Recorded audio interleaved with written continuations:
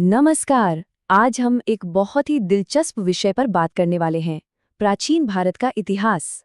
अब सोचिए, इतिहास पढ़ना ना एक तरह से जासूसी करने जैसा ही है।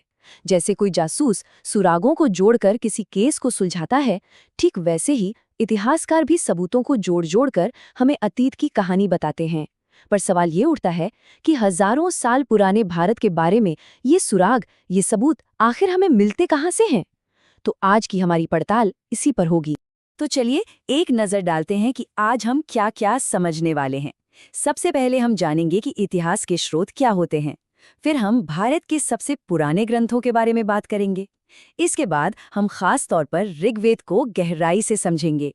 और आखिर में जो भी पढ़ा है उसके जरूरी पॉइंट्स को एक साथ दोहराएंगे। तो चलिए शुरू करते हैं अपने पहले पड़ाव से, इतिहास के स्रोत। आखिर वो कौन सी चीजें हैं, कौन से माध्यम हैं जो हमें गुजरे हुए कल की दास्तां सुनाते हैं?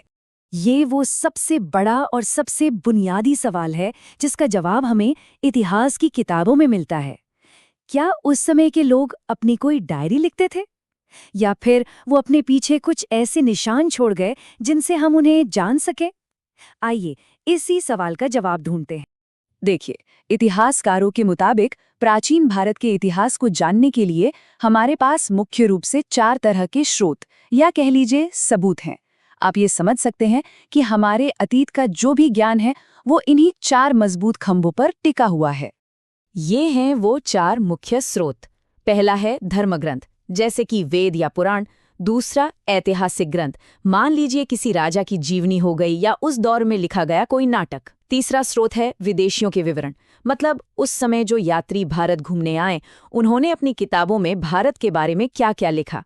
और चौथा, जिसे सबसे ठोस सबूत माना जाता है, वो है पुरातात्विक साक्ष्य, मतलब जमीन की खुदाई में मिली पुरानी चीजें, जैसे पुराने सिक्के, मिट्टी के बर्तन या पुरानी इमारतों के बचे हुए हिस्से। आज हम इन चारों स्रोतों में से सबसे पहले और एक तरह से सबसे महत्वपूर्ण स्रोत यानी धर्म ग्रंथों पर अपना ध्यान लगाएंगे। और इनमें भी जो सबसे खास हैं वो हैं वेद। तो वेद क्या हैं? वेद भारत के सबसे पुराने धर्म ग्रंथ हैं। और यहाँ एक बहुत ही महत्वपूर्ण शब्द पर ध्यान दीजिए, अपौरुषेय। इस शब्द को याद रखिएगा। इसका मतलब होता है कि परंपरा ये मानती है कि वेदों की रचना किसी इंसान ने नहीं की है। ये ज्ञान हमेशा से मौजूद था, इसे नित्य और शाश्वत माना गया है। बस हमारे ऋषियों ने इस ज्ञान को सुना और फिर लोगों तक पहुंचाया। वेदों के बारे में ये 3 बातें परीक्षा के लिए बहुत जरूरी हैं, इन्हें याद कर लीजिए। पहली, इनका संकलन करने का श्रेय महर्षि कृष्ण द्वैपायन वेद व्यास को जाता है। दूसरी, वेदों का एक महान संदेश है, वसुधैव कुटुंबकम, जिसका अर्थ है कि सारी पृथ्वी एक परिवार है। और तीसरी बात, वेद एक नहीं बल्कि 4 हैं, ऋग्वेद, यजुर्वेद, सामवेद और अथर्ववेद। इसे ऐसे समझिए, जैसे 4 किताबों को एक साथ एक कलेक्शन में रखा जाए तो उस पूरे कलेक्शन को एक नाम दे दिया जाता है। ठीक वैसे ही जब इन चारों वेदों को एक साथ लिया जाता है तो इस पूरे संग्रह को एक खास नाम दिया गया है, संहिता। तो आगे से अगर कोई संहिता कहे तो तुरंत समझ जाइएगा कि चारों वेदों की बात हो रही है। चलिए, अब इन 4 वेदों में से जो सबसे पुराना और सबसे पहला वेद है यानी ऋग्वेद, उसको थोड़ा और करीब से जानने की कोशिश करते हैं। ये सच में हमारे इतिहास का एक अनमोल खजाना है। तो ऋग्वेद की परिभाषा क्या है? बहुत ही सरल, ऋचाओं के क्रमबद्ध ज्ञान के संग्रह को ऋग्वेद कहते हैं। अब यार, ऋचा का मतलब क्या है? ऋचा का मतलब है वो श्लोक या मंत्र जो देवताओं की तारीफ में रचे गए थे। ऋग्वेद की बनावट को समझना भी बड़ा दिलचस्प है। इस पूरे ग्रंथ को 10 भागों में बांटा गया है, जिन्हें मंडल कहा जाता है। आप इन्हें आज की किताबों के 10 चैप्टर्स की तरह समझ सकते हैं।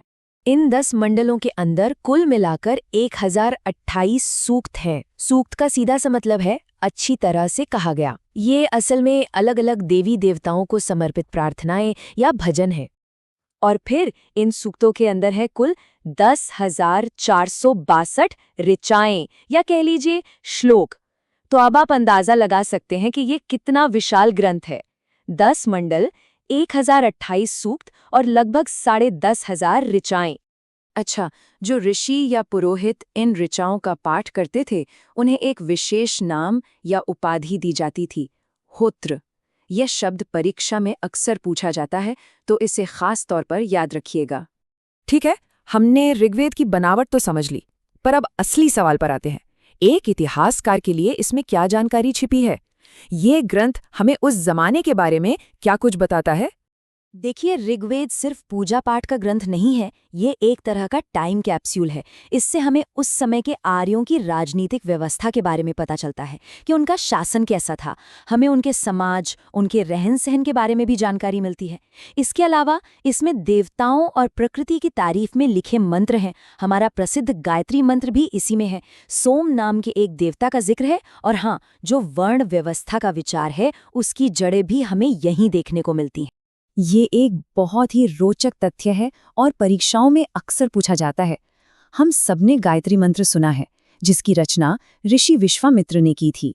ये मंत्र सूर्य देवता सावित्री को समर्पित है और ये हमें ऋग्वेद के 10 मंडलों में से तीसरे मंडल में मिलता है। अब बात करते हैं 10वें मंडल की, जो बहुत खास माना जाता है। इसमें एक सूक्त आता है जिसका नाम है पुरुष सूक्त।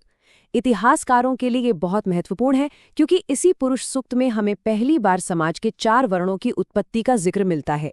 इस पुरुष सूक्त में एक विराट पुरुष की कल्पना की गई है और यह बताया गया है कि उनके शरीर के अलग अलग अंगों से 4 वर्णों की उत्पत्ति हुई। जैसा कि आप इस टेबल में देख सकते हैं, ब्राह्मण मुख से, क्षत्रिय भुजाओं से, वैश्य जांघों से और शूद्र पैरों से। ये एक प्रतीकात्मक वर्णन है जो हमें उस समय के सामाजिक विभाजन की शुरुआती तस्वीर दिखाता है।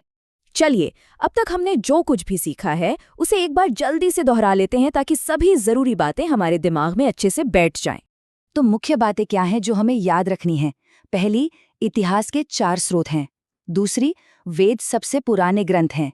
तीसरी, ऋग्वेद सबसे पुराना वेद है जिसमें 10 मंडल हैं। चौथी, इससे हमें आर्यों के जीवन के बारे में पता चलता है। पांचवी, गायत्री मंत्र तीसरे मंडल में है। और छठी, वर्ण व्यवस्था का पहला जिक्र 10वें मंडल के पुरुष सूक्त में मिलता है। बस इतना याद रखना आपके लिए काफी होगा। और अंत में एक सवाल आप सबके लिए सोचने को। हजारों साल पहले लिखे गए इन ग्रंथों का आज के समय में क्या महत्व है? ये हमें सिर्फ हमारे अतीत के बारे में ही नहीं बताते, बल्कि शायद हमारे भविष्य के लिए भी इनमें कुछ महत्वपूर्ण सबक छिपे हुए हैं। इस पर जरूर सोचिएगा। धन्यवाद।